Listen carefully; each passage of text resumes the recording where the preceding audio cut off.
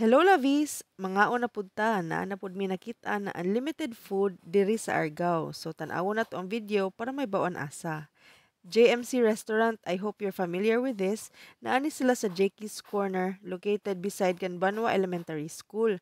Naa sila'y chicken, sisig, and pork inasal. This is our first time sa Jakey's Corner, guys.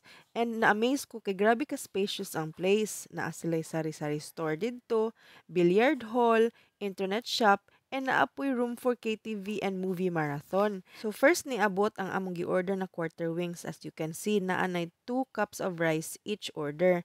Pero unlimited rice ni guys ha, pwede jud mo magpa-refill. So mao ni kadako ang ilahang manok and worth it jud kaayo guys. Lami jud kayo lang timpla and you have chicken oil and soy sauce available sa inyong table. Ilara na ihata guys.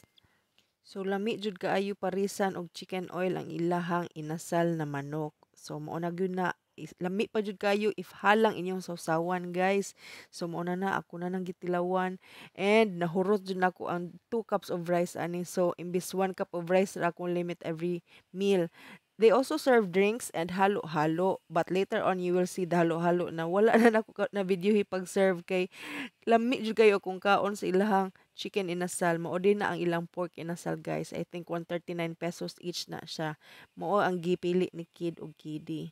Then quarter wings min ni Enon. Mao ni ilang halo-halo gimix na namo siya guys. And you can see the price sa video. A while ago ako nang gibutang ang price. And mao ni ilahang billiard hall. Students are not allowed to play during class hours.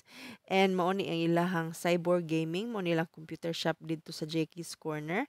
Mao po nilang VIP room kung pwede mo mag-Netflix, movie marathon, and karaoke. So bahala na mo guys. Basta you can check out the place if you're interested.